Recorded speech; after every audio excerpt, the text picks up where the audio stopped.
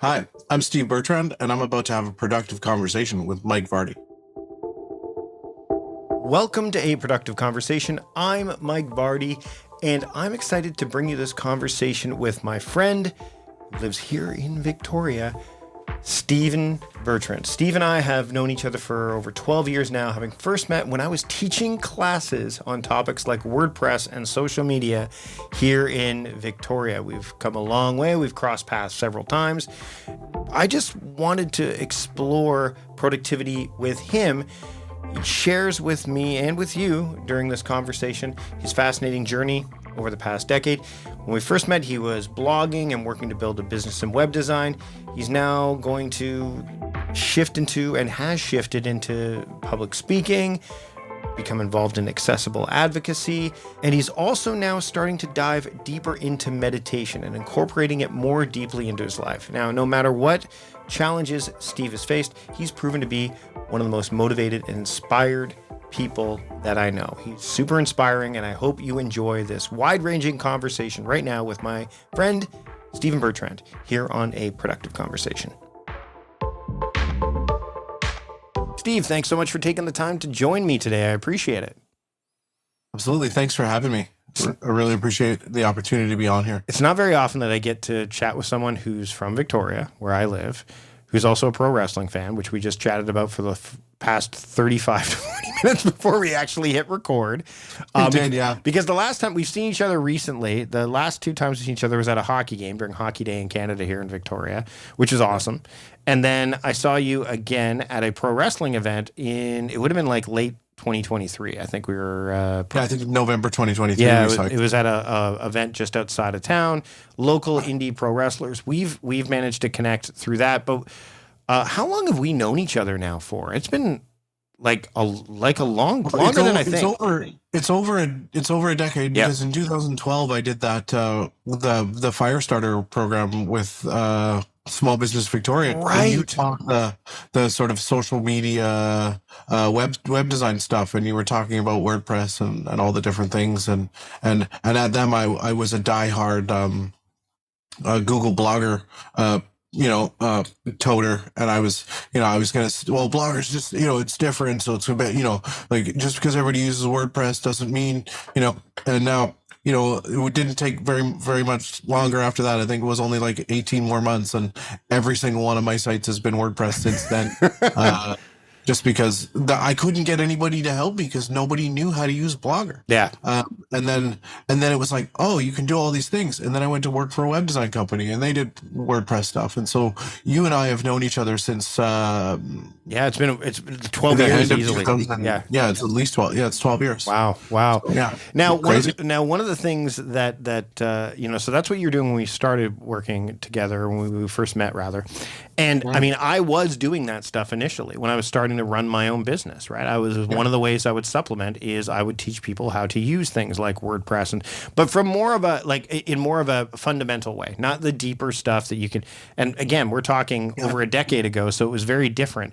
And one of the things that at that time you were blogging, but you've tell me a little bit, and tell my listeners here a little bit about the journey that you've had, because now we're going to talk largely about a thing that I talk about when we talk about the idea of time crafting, this idea of reflective practice and meditation. That's where you've kind of found yourself more lately. But let's talk about the journey that you've kind of moved along through over the last decade or so. We don't need to go into heavy details, but we'll definitely dive deeper into it. But let's set the table. So, one of the things that I always, and we talked about being pro wrestling fans, and I always learned early on, because I originally wanted to be a wrestler, but knew because of my disability that wasn't really going to be something that I'd be able to do. But I realized, like, the biggest part of it was what they call in the wrestling business the cutting promos, right? So when they would talk about stuff and they would hype up a match and they would do all the things, with The Rock and his one-liners and Ric Flair before that, all those. And so I realized even early on that the best talkers were the ones that did well and engaged people. It wasn't as much. Some people watched it just for the talking as opposed to the wrestling. And then you look at sports, especially nowadays, same type of thing. But back then I realized, okay, well, I have these physical detriments because I use a manual wheelchair. I have cerebral palsy, which means I was born 3 months premature. pulled out with forceps. Also had underdeveloped lungs from being 2 pounds 7 ounces, and so that caused brain damage that affects the message from my brain to my legs. And then I've had some different testing as far as work related things, and they've noticed that there are some cognitive impairments, and they were surprised that they saw them, because they would have never known that I had them based on how I carry myself. And I think one of the reasons that they never saw that is because I never stopped talking when I was a kid. And so part of the reason was I wanted to be a talker. And then I got into some Eckhart Tolle, and then I found Jim Rohn and Tony Robbins. And then I went to the Tony Robbins in a wheelchair was my big thing. And the whole rolling motivation thing that we'll talk about. That's what I had started. When I met you, I was building a business plan to be a professional speaker. And Art Charlton, one of the gentlemen that was there, he was he helped professional speakers and keynote speakers book gigs, and he would take a percentage as their agent. And he helped me build a business plan around that. Him and Ken Strapper, both wonderful gentlemen in the business world here in Victoria. Art sadly has passed away a number of years ago, but yeah. And so did Ken. Yeah. So they were two entrepreneurs that just wanted to help people, and they gave me an opportunity as somebody with a disability to build a business plan. And so I figured, and at that time I was listening to a lot of Gary Vaynerchuk and reading Crush It, and then I was going to do the whole social media thing and make millions of dollars being a blogger and get sponsored and do like that whole thing. And then I was going to go to doing tours and write books. And then at this point in my life, I was supposed to be sitting on the top of a mountain where I built a huge house and just had all the money in the world, right? So now fast forward to where we're at. I'm happier than I've ever been, and sitting in my apartment here in downtown Victoria. So things take a turn, but they all start with the intention of these sort of big dreams, and that's where Rolling Motivation started, and that's where I met you, was in those classes to learn that basic stuff. You know, it's interesting. You start hearing about, you're telling your story, and one of the things that I find motivating and inspiring is you hear these stories from people who very similar, kind of bent, learning about all this stuff, having aspirations and stuff, but without, without the challenges that you faced, right? Without the challenge that you frankly can continue. You've shared me on a couple occasions where it's like, there's been a point where it's like the elevator isn't working in my building, and when that happens, I'm stuck. Like there's not much I can do, right? And so, but yet in the face of all of that, you continue to motivate. You continue to, be productive. How is that? What are some of the things that the misconceptions that people can have when it comes to, some of the challenges that you face that people would perceive maybe are like insurmountable or maybe are detrimental to the point where you basically have to say, like, again, pro wrestling is a good example. Like you could be involved in the pro wrestling industry in a bunch of capacities, but it's clear that there are capacities that you cannot be involved in the pro wrestling. For that matter, neither can I. Right. Well, and that's the thing. That's the other thing that, as I got older, I'm being real about it. Like even if I was an able-bodied version of myself, I'm, 5'7" and 185 pounds, and I got a little more body fat than I need to have. Yeah, you and I would be Harvey Whippleman. That's what we would be. Yeah, like that's we'd be the dangerous Danny Davises of wrestling. Oh gosh. Well, but there's a good example. Actually, that's a really good example. So Danny Davis, for those that don't know, he is like, he's a pro wrestler. He was a referee. And for those that don't know, a lot of referees were wrestlers or become, like, it's part of what they do. Announcers can even be referee because there's a lot of, again, it is orchestrated and all of the cogs kind of work together, right? But Danny Davis also, he founded like OVW, didn't he? I think it was Ohio. Like he worked with, and I know it was him, and I think it was Al Snow. I think bought it from him. I think eventually. And again, I might be wrong here. But I think there was that might have been him, and I think that was Florida Championship Wrestling was the guy that played Doink. But that was Steve Kern. Yeah. Steve Kern was involved with FCW. But either way, there's always like the sort of people that are involved in a bunch of different ways and end up doing different things Right. and pivot. And so, But you his know, business, like he was able. So you look at this guy, and back in the '80s, like, oh, he's this heel villain former referee that's like turned into this kind of mid card at best wrestler. But yet yeah, he has all these business interests that he was doing. He was running his own company. Like, those are the things you don't see, and yet was still heavily involved. So a lot of the success that happens, even as a speaker, there's a lot of stuff that goes on behind the scenes that you would never be aware of. Like, I didn't know that you had started to really dive into, the meditation stuff to a greater degree. yeah. Well, What was the impetus for that? Well, and so it actually comes around full circle to answer your question about, you asked me about some of the things that people don't realize that would be sort of insurmountable. And the honest answer to that is if I was less mentally strong, the answer is absolutely everything. Mm, Like, I mean, there's disability benefits that give you a monthly check every month and it's not enough to live on, right. but there's a lot of people that do, because going out and working, now it's been a little bit better with all this virtual technology and being able to do all these things and work from home and work from different places. But that wasn't available for a guy like me, even 10 years ago, 5 years ago. Right.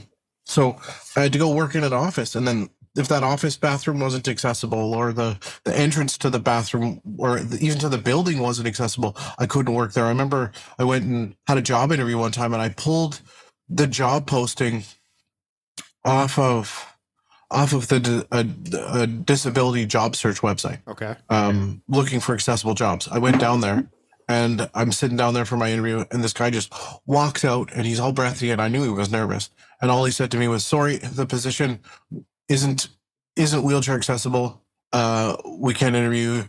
And I was trying to ask him a question like, "What? Like, can you explain that to me?" And he just walked away because I think he was too nervous to have that conversation. I ended up phoning, and it was an older building, and the way things were, just the platform that it was on, because of the age of the building, wasn't wheelchair accessible. And so What do you do in that situation like that? Like, I mean, I know you're going to share, but I mean, that to me is like, is there and we talked about this before, the nuance, right? We talked about nuance in wrestling. We talked about it generally in life and how nuanced, like in a situation like that, there are some people that would go, well, they'd go on a crusade on that particular building. I'm not saying in general, because I think it's important, but they'd be, is there understanding there? Is there an acquiescence, or is it very much like, hey, here's how do you take it upon yourself to point them in a direction like, here's how you could do it, or here's how you could make it work? Or is it you kind of step back and look beyond? I'd love to hear thoughts on that. So here's another pivot with that. Sure. It happened down the road, but then I got so frustrated seeing those situations at networking events. There was the Young Entrepreneur Society here for a long time, and those things, and a lot of those events weren't always accessible. So then I went on this big crusade, and I was like, you know what? I'm gonna be here for the little guy. I know that renovations can be expensive and all this stuff, so I'm gonna do an assessment. I created a whole assessment process. I'm going to do an assessment on businesses and then show them like simple ways that they can make things a little bit more accessible. Even if, a door swings in instead of out, and you can change it. Or, if you have two small stalls and not one of them is accessible, you can even take the wall out and just make one big accessible stall, cap that toilet, and then you have enough room. You put a grab bar in there, you lower some faucets, and Bob's your uncle. Everything's good. This is going to work. It's going to be perfect. Right. And what ended up happening, was people would pay me the money and then never do anything. And what I found out is that with building code and things, and part of the job of a construction manager on big sites for renovations was to know the exact limit that a place could go without having to do a bunch of modern updates. Right. Because of the age of the building and the capacity of the building, whether it was a restaurant, if it stayed a restaurant, those types of things. And so there was just nobody had the urgency to sort of to make those renovations. So I went on a crusade with WeHateStairs.com, which is still around, and I still sort of refer accessibility stuff to people. And I've had aspirations of making that more of a resource for everybody than anything else. But again, just how many fingers and how many pies, right? Yeah. Yeah, it's a big thing for you to take on. Like it's especially when you've got people that are thinking, if I take the first step of asking for the assessment, then that's enough. It's akin to, And again, there's so many things that we could be aspiring towards, kind of help trying to make a difference in. And because there's lots. And I mean, there individuals, collectively can help with that. But eventually, there is this point where it's like, okay, someone who says, I want that assessment, and then they get it done. They're like, see, that's the job. That's not the whole job. That's just that's telling you the steps involved. It takes a real sense of, again, motivation but just a will to actually see it through. And what's frustrating to me, I imagine it's probably frustrating to others and maybe even you, is when, to me, that infrastructure is more important than some of the other infrastructure that, say, our city is taking on, as an example. Absolutely. Yes. I know exactly what you mean, and I completely agree. And I think in a lot of cases, the new infrastructure that cities and people make planning around, it actually makes accessibility even more difficult. And so, to go full circle back to what it was I quickly sort of put the accessibility stuff away because Rick Hansen actually then decided to do a Rick Hansen Foundation. For people that don't know, Rick Hansen was a gentleman with a spinal cord injury. In 1988, he did a Man in Motion tour and wheeled from Vancouver, British Columbia, and basically ended in China, and he wheeled up the wall of China, obviously with help and different things. Right. Google it if you want to know the whole deal. You probably heard his theme song. You've definitely heard his theme song before. the St. Elmo's Fire, that one. Yeah. And so he ended up having a foundation that helped with a lot of this stuff, and they ended up doing an accessibility assessment certification program, and essentially people were just looking for that certification because we're in a world where people want to hire people with certificates so they can cover their butt type thing. Yeah, sure. So it was just something that I didn't want to do because I didn't really feel like I needed to take a $2,000 course and all those things to get certified in something that I had lived experience in. So I put that aside, went and got a job. And then now I currently work for the provincial government here in British Columbia. And one of the reasons why I wanted to get on with the provincial government was because, I wanted to be in an organization that had all the systems in place in order to give me what I needed in order to succeed, and not just accessible bathroom and, accessibility into the building, but just the understanding and a lot more life balance considerations for everybody. Flex days, which is what I'm on right now. So every second Friday I get the day off, and you get vacation and your stat days and all the different things, and you get some, and as an entrepreneur, if you take a sick day, your business suffers. But if you're a small business owner who is technically an entrepreneur that just happened to hire a guy or two to help him out, it's the same thing. You don't want your people to take a day out. You don't want to be flexible because they're losing money at that point. So being in a position where I can have those things and be effective and have everything that I need is really something that I looked for, especially being 41 years old now. I'm born in June of 82. And so at this stage in my life, I still want to do, I always thought that I wanted to do entrepreneurial things, and I don't. I just want to do stuff. And the reason why I always wanted it to be entrepreneurial is because I wanted to make money doing it somehow, because I needed the money. Like I needed, at points I needed money because I didn't have any. And now I just need some more because apples are like $18 or whatever. But like, it's true. Well, and there's this stability factor, but I think the other thing too, and I mean, we live in a government town. There's no question that Victoria is the capital of British Columbia, for those that don't know. And there's a lot, like, government is one of the top employers here for that reason. And there is a stability factor there that it's the number one employer for people with disabilities. Yep. It's for all the reasons that I cited. Exactly. And there's this stability, but the stability of knowing that you're going to get something in every 2 weeks, that you're going to get paid regularly, that you've got that ability to have that balance. But further to that, you've leaned into meditation. I'm certain that there is a stability and balance factor that's helping you in terms of leaning into that. Because you also do Aikido, right? Yes. And so years ago when I, with various jobs, I ended up coming across the Canadian Meditation Society. And I don't really know how. It might have had to do with Eckhart Tolle and the Power Now and all those things.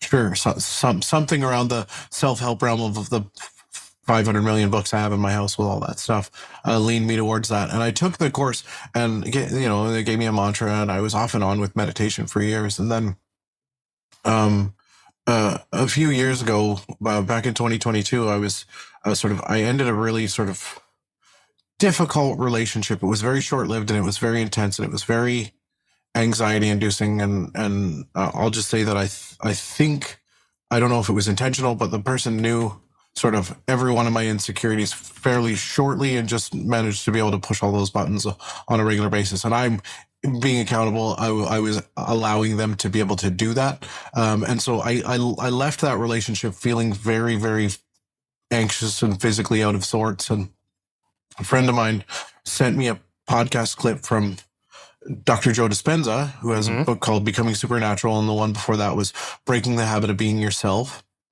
And he was on Tom Bilyeu's podcast. Yep. It was like a 8 or 9 minute clip on meditation, and it talked about the difference. Like, if you want to quit, even so, like with anxiety especially, there's a physiological response that your body has when you feel tense and you breathe. And Tony Robbins has been talking about it for years, but I didn't get it in the same context until I heard Joe Dispenza talking about it, because Tony Robbins talks about there's a position, like when you're depressed, your head is down, or you're anxious and you're tight like this and things like that. And if you loosen up and you put your head up and you have some confidence and you breathe deep, those types of things, you can change the way that you feel. But what Joe Dispenza talked about was the fact that when you feel anxious, is a good example, your body gets used to the way it feels when you feel anxious. So it actually feels comfort in that, because your body just wants to go to whatever's quote unquote normal, right? So the way you have to change a behavior is you have to sort of sit quietly and detach almost the thought, the ego, like Eckhart Tolle talked about, just essentially the brain. You have to calm it down and sort of create new neural pathways and get your body to understand that it's okay to not be anxious in those situations.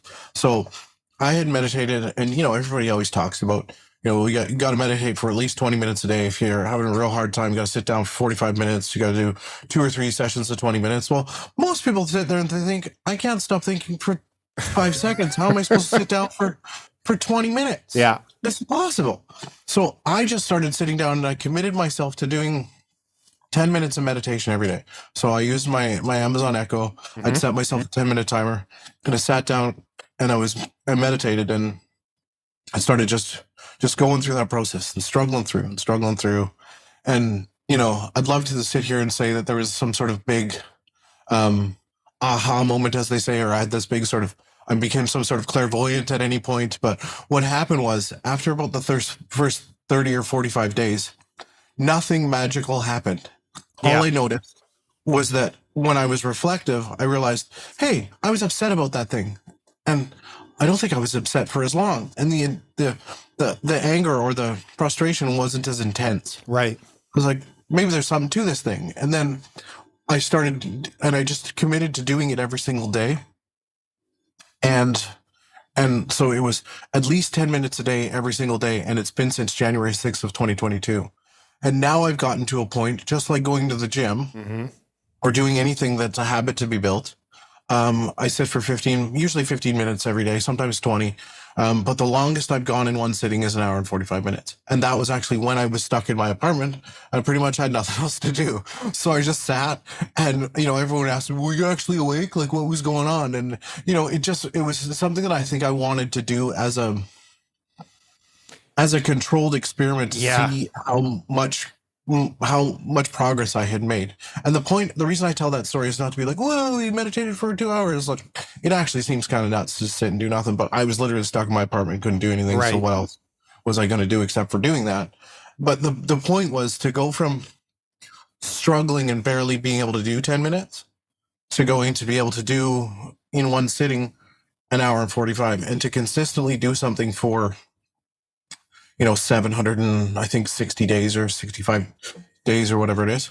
So I want to circle back to the idea of, because I've done, it's funny, we hear people who will say that they'll run a marathon or a half marathon and no one really, like, people are impressed by that, right? Like, or they'll say, why would you do that? Like, no one really blinks an eye, and you train for that. Meditation to me is no different in a lot of ways. Like Absolutely. I remember I went on a retreat once, and I listened to Matthew McConaughey's Green Lights on the way. I drove up island to a place called Coombs, which you know where that is, but it's about 2 hours away from here. And I went and I had a little cabin, and I sat and meditated for, I want to say it was close to an hour. It might have been like 45 minutes, but I had meditated bit by bit, like 5 minutes a day, 10 minutes a day. Like and if I was to, I have admittedly not been consistent with my meditation, which is much like journaling. The more you do it, the more you see patterns, et cetera, et cetera. It's like exercise, like anything else. But it felt like it's again, anything that you get into a state of flow with, it almost feels like time goes flat, right? Yeah. Space expands. I mean, you're sitting there reading something, and this is why when someone says, like, you could have done anything else, you can watch TV, you could read a book, et cetera, but there is some power in, like, it felt like a bit of a fever dream when you go very long into it, because the job isn't to, and this is why I think things like meditation and journaling is hard, is it's not a box that you check off in the same way that you check off any other box, right? Like it's a habit, it's a ritual. It is, and you will challenge yourself like you would in a gym. You will challenge yourself to do something that, like, can I go a little bit longer? Can I, focus on this one thing, like this light? I won't close my eyes. I will look. Will I go for a walking meditation? And there's lots of different ways to do it. Yeah. Why, to kind of piggyback off of that, how do you get someone to lean into that, especially when we live in a world that is more about movement or consistent, like this idea of taking any sort of break is tantamount to, you're losing productivity or you're not being as productive. Whereas if you could, I would argue that sitting down for that long was productive, but Absolutely. others, like, if there's no box you can check off, was it truly productive? Let's lean into that a little bit. Well, and I think, and I'm always careful to use the term virtue signaling nowadays, but I think there's a lot of social media out there that's just, if you're not moving and taking a picture in the sunset on top of a mountain at 5:30 in the morning, you're not being productive. Yeah. And you've had plenty of conversations about the fact that, like, you can be productive as a night owl. Like the idea, like, a lot of times for a lot of people, I can understand getting up in the morning if you have family and kids, and getting up early is the only time you can get stuff done. But the idea of you being more productive than me because you get up at 5:30 is absolutely ridiculous. It's simply because you go to bed at 8:30 instead of 10:30, right? Like, it's just you actually use the same amount of time in the day. It just depends on where you're most productive. And I think for people, they look at something like meditation and they're like, well, I'm just sitting and doing nothing. And then my answer to that is yes, right? That's the point, because we don't do nothing. We don't give our chance for our body to rest before it goes to sleep. We're always looking at a screen, or we're always doing that thing. I'll flip it to you, Mike, actually. Or transitional time. Time. Like, there is this buffer, this residual, if you're switching from one task, like for me, well, I mean, and this is a good example for you. Like, you still do entrepreneurial stuff despite the fact that you have it. Like, so there is this transition point of, I'm working for, my day job versus I'm now doing that gap, that space, that time, which is both, existing, is a good place for you to go, okay, it's time for me to do a kind of a shift. Meditation can help with that. And I'll pivot it back to you with your comment, because you asked me how do I get someone to sit. And the thing is that I'll ask you this question. I'll ask you, you always said you're fairly inconsistent with meditation. Yep. And you're a pretty self-aware guy. So why are you inconsistent with meditation? For the same reason that others are. I don't prioritize it. I don't give it the time it should have. Yeah. But why? Yeah. I mean, it's likely because there's so much to do. So my brain goes back to that, like, Yeah, and when you say that, this is a question that everyone should ask. It's true. Well, and so I can tell you Sure. why, in my opinion, on why you don't do Yeah. it consistently. Because you haven't told your brain or yourself that the benefits of sitting down for 5 minutes or 10 minutes um, are actually beneficial to the point that they assist with everything else in your life, or they're more important than those other things in your life because they're going to give you that value. No, So I think what it is, actually, as you're talking, I give me a yeah, tip, is my brain still considers meditation to be a form of rest. yeah. And so my brain goes, well, you just sat, I mean, you just watched TV for a bit. So that was fun. Like that's your rest. But that you're was right. That's not. that's my point. Yeah. That's why we have to make that shift of that Yep. identity that says no, this thing is not unproductive. This Yeah. thing is not rest. This thing is energy. This thing is giving me focus. This thing is helping me with that thing you want to achieve. Yeah. See, it's about, you kind of got to trick your brain a lot. That's all meditation really is Mhm. tricking your brain and focusing on breath and things like that.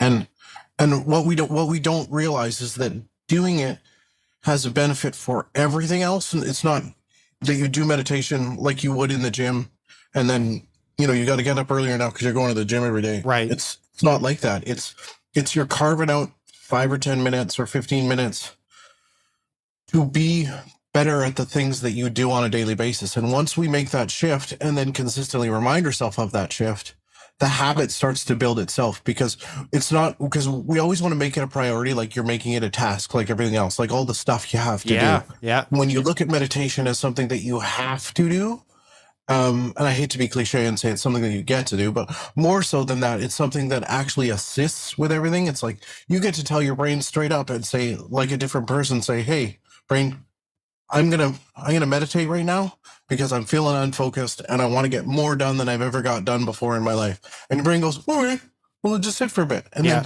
then it understands what you're trying to do. As long It's as you're because clear, we haven't put that- it's the clear part, and that's you're right. Like, so you have to be clear about why you're meditating, but you also have to be clear about why. To your point with the question, when you asked me like why, you have to be clear about why it's not happening.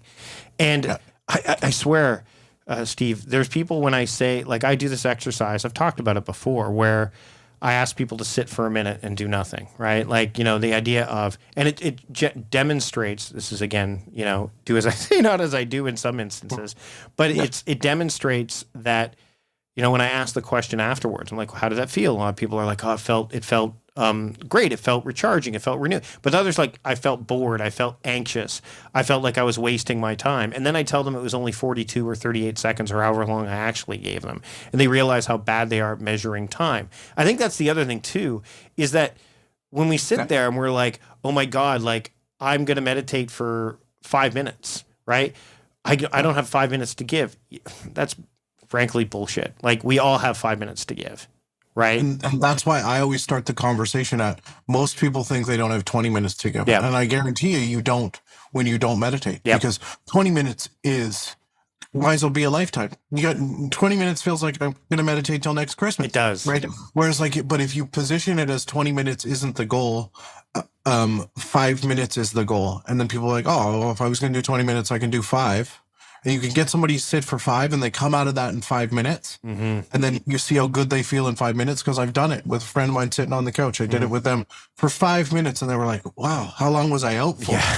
And it was like, and then it was like, imagine building that skill. So every day for the next 10 days, then you do it for 5 minutes. So can I ask you? Yeah, I want to. I mean, and this is something that happens through guided meditation. So and feel free if you don't want to answer this question, it's totally fine. But I figured so.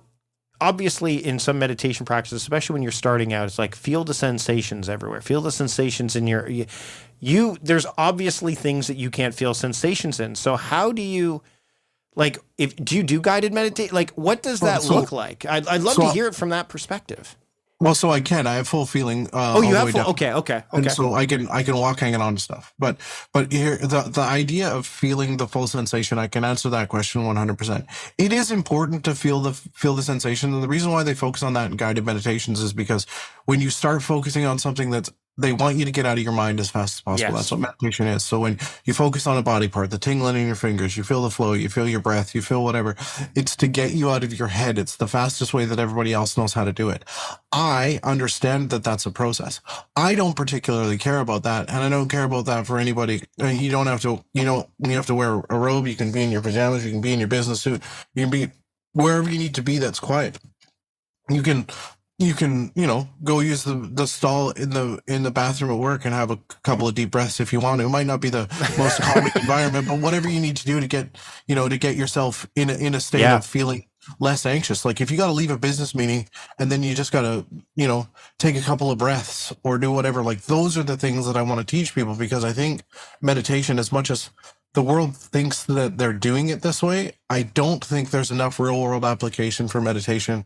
And what I want people to understand is that when you teach yourself to meditate and be quiet in a state where like there's no distractions, there's no noise outside, you're in a room, maybe you got some incense lit or whatever, that's cool. But how does that help you when your boss is screaming at you in a meeting the next Thursday? Yeah. Well, so being able to just, whenever you can, in whatever outfit you're in whatever chair you're in. Yeah, the portability factor. And then be able to be like, take a couple of breaths, sort of beat that anxiety to a degree, and then be like, and then state your point. Because the thing you mentioned about the 38 or 48 seconds, if someone asks you a question and they're coming at you and you take a sec and you breathe, people are going to give you a moment to think, right? Yep. They always will, because they want to know what your response is. Well, within that moment to think, it can be a deep breath to calm yourself, right? And that's all I want to help people with. I just wanted to help people understand that I think meditation can be way more applicable to the everyday person. And it's not this thing you have to get up earlier so much and jam it into your life. I meditate at nighttime because I'm not a morning guy. Yeah. We've talked about this. I always meditate at nighttime because I can't get up early enough to want to meditate in the morning. Mm-hmm. I just don't. It's not a priority for me, but I want to meditate every day. Yep. Sometimes multiple times a day, but never at 5:30 in the morning in the sunset. Like you'll probably never see me doing that. And if I catch you doing that, I'm going to say, hey man, you're not listening to your body clock. But anyway. Well, exactly. And also it's probably because I didn't sleep at all. Is the only reason you're going to stay up that early. Yeah. Yeah. Right. Yeah. So, before we wrap up, Steve, you've managed to cultivate in the last dozen years since we first met. It's been a journey, and it's interesting because you've never lost your zest for stuff along the way, which is, I imagine, can be tricky when, you have a set of aspirations. And I just finished having a conversation with Heyman Sunim, who wrote a book called When Things Don't Go Your Way. And we had a really great conversation. I'll link to that episode in the show notes.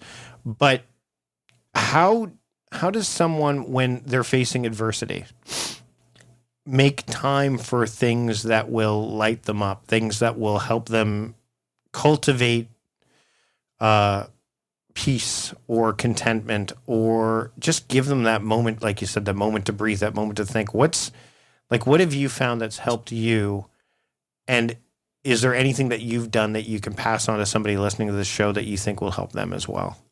I never understood it until now, because I always just had this sort of zest to like always try things and do things and get better, and it came from a place of insecurity and wanted the chip on the shoulder for being in a wheelchair and not being the same as everybody else. But it was also at some point it shifted into like, well, what else am I gonna do? Like just work hard and show up and do the things. And now more as we turn it back to wrestling, is that long-term storytelling effect. Yeah. Like and that slow burn that people don't think they want to have when you have, when you, like, we used to watch cable and then you'd have to wait till next week to see the continuation of the show that we did, where instead of binge watching. People want that slow burn. They just don't think they do. And when you look at things like meditation, it's you're doing it for your future self. Mm-hmm. Right. And you're doing it. And what you want to do at that point is before you sit down and meditate or do anything, write a list of all the benefits, all the pluses that you're going to get out of it, and stack your brain in favor of, like, you give it so many positives and so many good things that's going to come out of it that your brain has no choice but to let you do it. And then you can prioritize it, right? Reticular activating system, all that stuff. We can talk about all those things at nauseum with the years that I've spent doing this. But at the end of the day, it's just doing it for my future self and understanding that even if I wasn't in a relationship, which I got into a relationship, I think a huge component of that was meditation. I owe it to my girlfriend not to be agitated and to think through things and different things. And I owe it to myself. I owe it to my family. I owe it to everybody in me to be able to deal with anxiety and stress better. And I think when we look at it longer term and we look at it as like, okay, this isn't a thing where I'm going to be able to do it once. Well, what if I built the habit, and what if I become a meditator? What if my identity is somebody that meditates every day? It's not about being an ex-smoker and counting the days that I meditated. It's about just meditating every day because that's what I do, right? And like when I did Weight Watchers with my girlfriend, I have lost 42 pounds in the last 13 months from January 20th of 2022. I lost the first 20 pounds in the first month. I needed that momentum. I needed that to be like, this works, this is working. But the next 12 months after that, it's another 22 pounds. So same progress. One took 1 month, the other took 365 days. And so, but if I hadn't had meditation to teach me to take a long time to do something that was going to feel good, I wouldn't have been able to do it. Same with waiting for promotions at my job and doing all the things and learning new skills. Everybody wants to watch one YouTube video for 7 minutes and know how to do heart surgery. Like, everything that is good in life is going to take a while to do it. And our brain is telling us that we don't want to do it that way because it's going to hurt. So you just want to stack yourself up with as many positives as possible, and your brain will find a way to do it.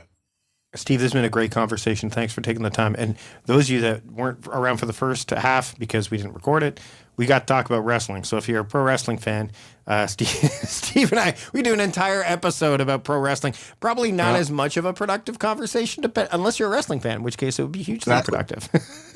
Steve, where can people keep up with the work that you're doing and keep up with you as well?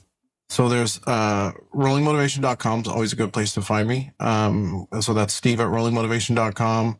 I have a lot of my domains, Steve at stevebertrand.ca. But the new one that I'm working on is Steve at meditationdummy.com. And my website's up, and I'm offering Zoom classes for everybody. So you can do it from the comfort of your own home. Don't even need to have your camera on. And it's just an easy introduction into meditation. We make meditation easy, and that's what I want to do. I want to just give people the opportunity to have what I've had over the last couple of years doing meditation, and meditationdummy.com is where you can find me to do that. Steve, thanks so much for having a productive conversation with me today. Absolutely. Thank you.